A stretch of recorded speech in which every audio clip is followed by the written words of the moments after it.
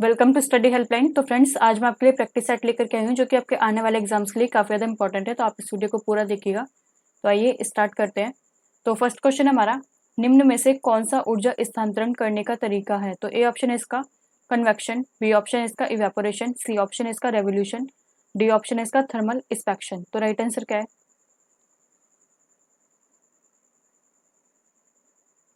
इसका right answer है आपका ऑप्शन नंबर ए, कन्वेक्शन जो है इसका राइट आंसर है ऊष्मा स्थानांतरण का। तो आप ये याद रखिएगा।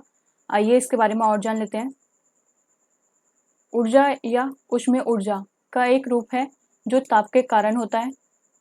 ये जो आपका ऊर्जा है, ये जो आपका ऊष्मीय ऊर्जा है, ये जो आपका इसका जो है कि रूप है जो कि आपका किसके कारण होता है? ताप के कारण, हीट के कारण होता है।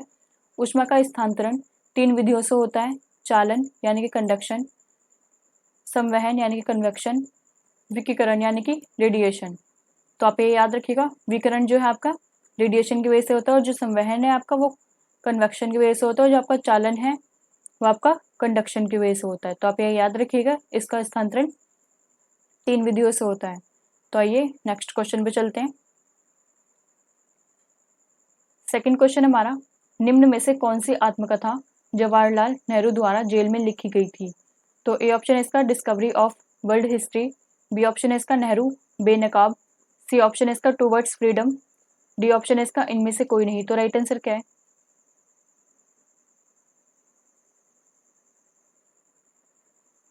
इसका राइट आंसर आपका option number C, towards freedom जो है आपकी आत्मकथा वो जवाहरलाल नेहरू ने लिखी थी और ये जेल में लिखी गई थी। तो आप ये याद रखिएगा। आइए और जान लेते हैं।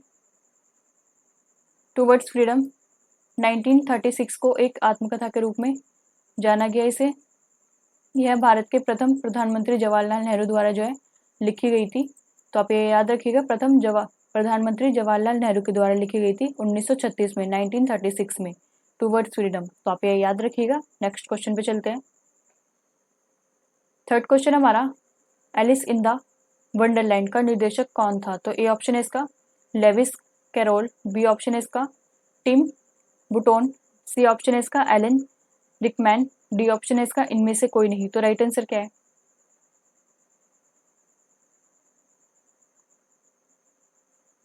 इसका राइट आंसर आपका ऑप्शन नंबर बी, टिम बुटोन जो है इसका राइट आंसर है। एलिन इन द वंडरलैंड का निर्देशक थे आपके। तो आप ये याद रखिएगा। आइए इसके बारे में और जान लेते हैं। ब्रिटिश लेखक चार्ल्स लुटविंग डॉटसन द्वारा ये जो है आपके 1865 में 1865 में लिखी गई थी। एक ये आपका उपन्यास था जो कि आपका ब्रिटिश लेखक थे ये चार्ल्स लुटविंग डॉटसन। तो आप ये याद रखिएगा। और इनके निर्देशक कौन थे आपके? टिम बुटोन जो है एलिस इन द वंडरलैंड के निर्देशक थे। तो आप ये भी याद रखिएगा। आइए नेक्स्ट क्वेश्चन पे चलते हैं।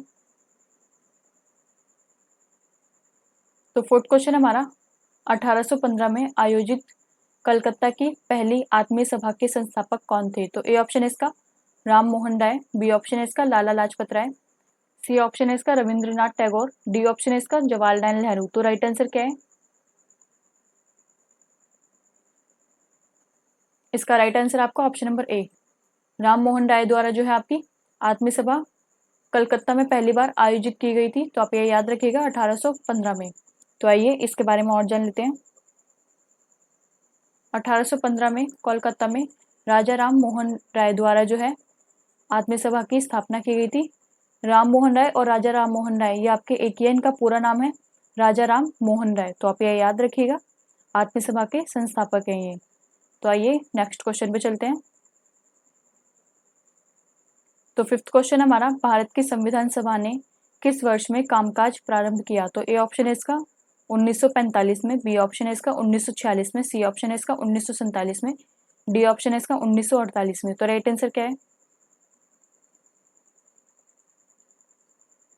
इसका राइट आंसर आपका ऑप्शन नंबर बी, 1946 में जो आपका भारत की संविधान सभा ने संविधान का जो है कामकाज प्रारंभ किया था। तो आप ये याद रखिएगा। आइए और जान लेते हैं इसके बारे में।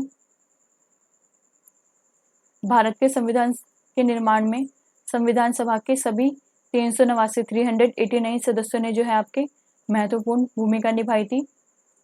26 नवंबर 1949, 26 नवंबर 1949 को संविधान सभा ने पारित किया था संविधान को। तो आप ये याद रखिएगा, 26 नवंबर 1949 को जो है संविधान पारित किया गया था और इसे 26 जनवरी 1950 को जो है लागू किया गया था। 26 नवंबर 1949 को जो है आपका ये जो आपका पारित हो गया था, पेश हो गया था, मतलब इसे क्लियर कर दिया गया था और जो आपका 26 जनवरी 1950 को जो है वो देश में लागू हो गया था। तो आप यह याद रखिएगा।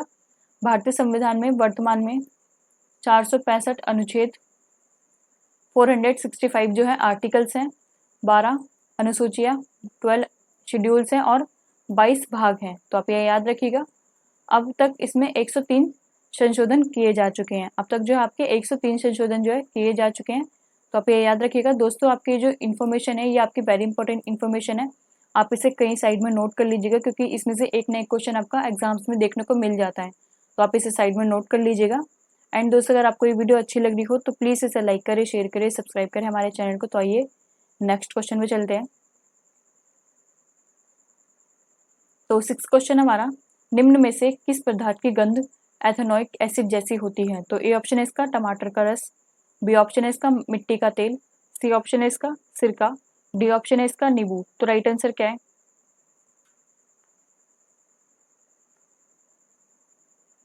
इसका राइट आंसर आपका ऑप्शन नंबर सी, सिरके की जो महक है वो आपकी गंध जो है आपकी एथेनोइक एसिड की तरह होती है, सिरके की गंध। तो आप ये याद रखिएगा। आइए इसके बारे में और जान लेते हैं। इसका स्वाद खट्टा और गंध तीखी होती है। इसका स्वाद जो है सिरके का खट्टा होता है और जो आपकी इसकी गंध है वो ज़्यादा तीखी होती है। यह सिरके का मुख्य घटक होता है। सिरका आमतौर पर पानी में एसिटिक अम्ल का जो है 3 से लेकर के 7% तक का विलयन होता है। 3 से 7% तक जो है एसिटिक अम्ल का जो है विलयन होता है। तो आप ये याद रखिएगा। आइए नेक्स्ट क्वेश्चन पे चलते हैं। तो 7th क्वेश्चन हमारा, निम्न में से कौन सा हाइड्रोकार्बन का एक प्राकृतिक स्रोत नहीं है? तो ए ऑप्शन है इसका प्राकृतिक गैस, बी ऑप्शन है इसका कोयला, सी ऑप्शन है इसका पेट्रोलियम, डी ऑप्शन है इसका अभ्रक। तो राइट आंसर क्या है?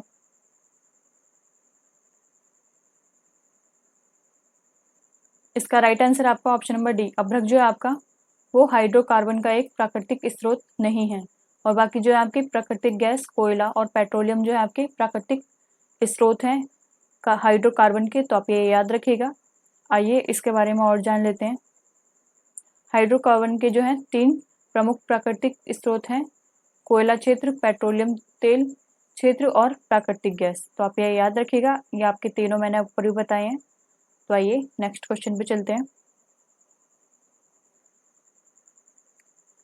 8th क्वेश्चन हमारा, जब अर्थव्यवस्था में मांग की कमी होती है तो क्या होता है?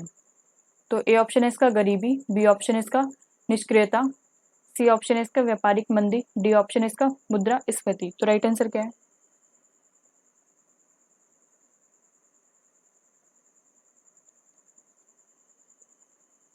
इसका राइट आंसर आपका ऑप्शन नंबर बी, निष्क्रियता होती है आपकी जब अर्थव्यवस्था में मांग की कमी होती है। तो आप ये याद रखिएगा। आइए नेक्स्ट क्वेश्चन पे चलते हैं। 9th क्वेश्चन हमारा, भारतीय संविधान के अनुच्छेद 327 से लेकर के 329 किससे संबंधित है? तो ए ऑप्शन है इसका अधिकरणों से, बी ऑप्शन है इसका चुनाव से, सी ऑप्शन है इसका जाति व्यवस्था से, डी ऑप्शन है इसका पंचायती व्यवस्था से। तो राइट आंसर क्या है?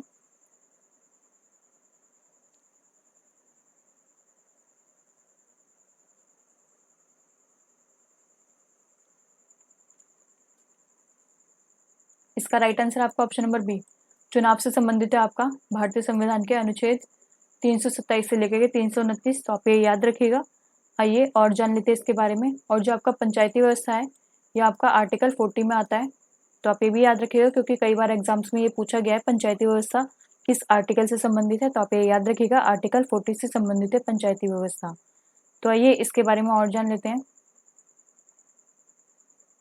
भारत में चुनाव से संबंधित नियमों को संविधान के भाग 15 में सम्मिलित किया गया है। अनुच्छेद 324 से लेकर के 329 में वर्णित उपबंधों में मतदाता सूची में नामों को जो है शामिल करने से लेकर के चुनावों से संबंधित नियमों के प्रतिपादन के लिए आवश्यक सभी पक्षों को शामिल किया गया है।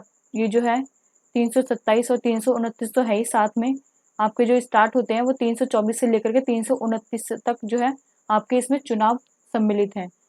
जो आपके उम्मीदवार खड़े होते हैं उनके नाम से लेकर के उनके लिए जो चुनाव कैसे होंगे उसके जो नियम है वो भी इसमें सब सम्मिलित हैं। तो आप ये याद रखिएगा। आइए नेक्स्ट क्वेश्चन पे चलते हैं। 10th क्वेश्चन हमारा, भूकंप के अध्ययन को क्या कहा जाता है? तो ए ऑप्शन है इसका टोपोलॉजी, बी ऑप्शन है इसका हाइड्रोलॉजी, सी ऑप्शन है इसका लिम्नोलॉजी, डी ऑप्शन है इसका सिस्मोलॉजी। तो राइट आंसर क्या है? इसका राइट आंसर आपका ऑप्शन नंबर डी, सिस्मोलॉजी से संबंधित है आपका भूकंप का अध्ययन। तो आप ये याद रखिएगा। आइए और जान लेते हैं इसके बारे में। भूगर्भ शास्त्र की एक विशेष शाखा जिसमें भूकंपों का अध्ययन किया जाता है सिस्मोलॉजी कहलाता है। जिसमें भूकंपों का अध्ययन होता है वह है आपका सिस्मोलॉजी कहलाता है। भूकंप के 3 तरह के कंपन होते हैं, Rossi Forel scale, Mercalli scale, Richter scale. ये आपके भूकंप नापने के जो है 3 तरीके के स्केल होते हैं। तो आप ये याद रखिएगा, रोसीफेरल स्केल, मर्केली स्केल और रिएक्टर स्केल। एंड दोस्तों आज के लिए बस इतना ही। अगर आपको ये वीडियो अच्छी लगी हो तो प्लीज़ इसे लाइक करें, शेयर करें, सब्सक्राइब करें हमारे चैनल को। तो दोस्तों मिलते हैं आपको ऐसी अगली वीडियो के साथ। आज के लिए बस इतना ही। Thank you.